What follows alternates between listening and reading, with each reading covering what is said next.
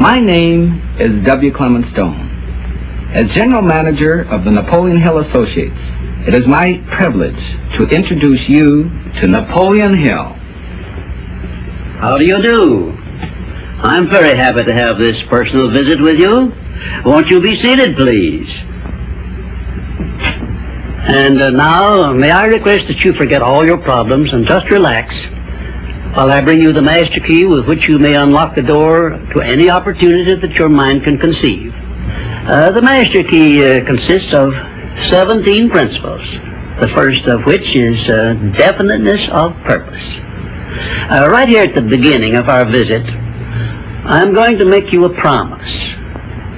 If you will decide definitely what you want most during your entire lifetime and write it down on paper so that I can read it, I will give you the master key with which you may open the door to the attainment of your desires, whatever they may be.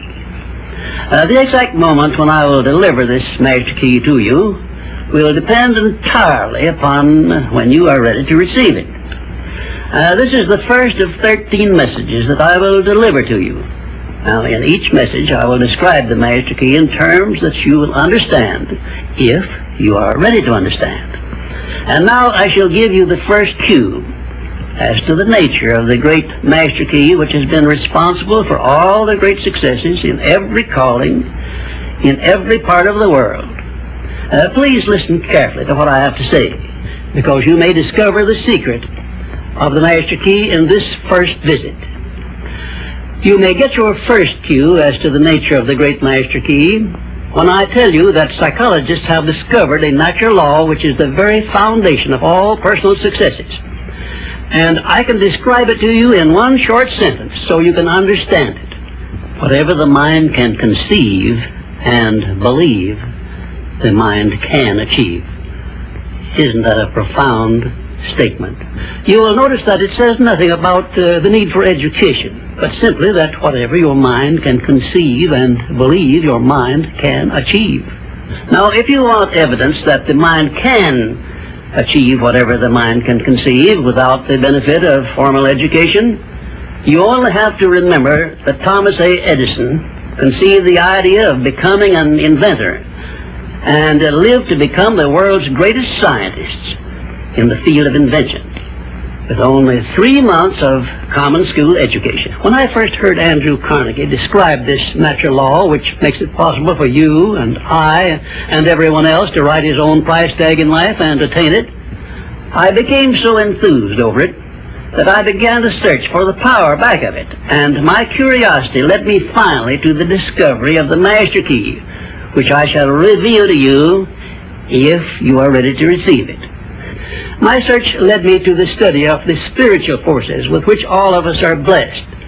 And it was in this field that I came upon a clue which has enabled me to help millions of people to find their earthly destinies.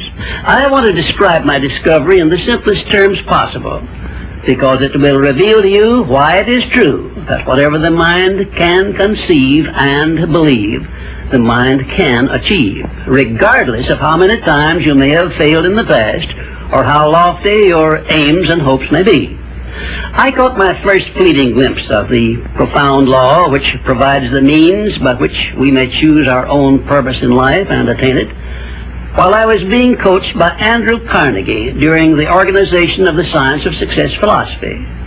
I had just finished telling Mr. Carnegie that I feared he had chosen the wrong person to give the world the first practical philosophy of personal success because of my youth, my lack of education, and my lack of finances. Well, at this point, Mr. Carnegie delivered a lecture that I shall never forget because it changed my entire life and paved the way for my helping to change the lives of millions of people, some of them not yet born. Let me call your attention to a great power which is under your control, said Mr. Carnegie. A power which is greater than poverty, greater than the lack of education, greater than all of your fears and superstitions combined. It is the power to take possession of your own mind and direct it to whatever ends you may desire. This profound power, Mr. Carnegie continued, is the gift of the Creator, and it must have been considered the greatest of all of his gifts to man, because it is the only thing over which man has the complete and unchallengeable right of control and direction. When you speak of your poverty and lack of education, Mr. Carnegie explained, you are simply directing your mind power to attract these undesirable circumstances, because it is true that whatever your mind feeds upon, your mind attracts to you. Now you see why it is important that you recognize that all success begins with definiteness of purpose, with a clear picture in your mind of precisely what you want from life. Then Mr. Carnegie continued his speech with a description of a great universal truth which made such an impact upon my mind that I began then and there to give myself a new outlook on life, and set up for myself a goal so far above my previous achievements that it shocked my friends and relatives when they heard about it. Everyone, said Mr. Carnegie, comes to the earth plane blessed with the privilege of controlling his mind power and directing it to whatever ends he may choose. But, he continued, everyone brings over with him at birth the equivalent of 2 sealed envelopes, one of which is clearly labeled, the riches you may enjoy if you take possession of your own mind and direct it to ends of your own choice. And the other is labeled, the penalties you must pay if you neglect to take possession of your mind and direct it. And now let me reveal to you, said Mr. Carnegie, the contents of those 2 sealed envelopes. In the one labeled riches is this list of blessings. 1, sound health. 2, peace of mind. 3, a labor of love of your own choice. 4, freedom from fear and worry. 5, a positive mental attitude. 6, material riches of your own choice and quantity. In the sealed envelope labeled penalties, Mr. Carnegie continued, is this list of the prices one must pay for neglecting to take possession of his own mind. 1, ill health. 2, fear and worry. 3, indecision and doubt. 4, frustration and discouragement throughout life. 5, poverty and want. 6, and a whole flock of evils consisting of envy, greed, jealousy, anger, hatred, and superstition. Now, my mission in life is to help you and everyone who needs my help to open up and use the contents of the sealed envelope labeled riches.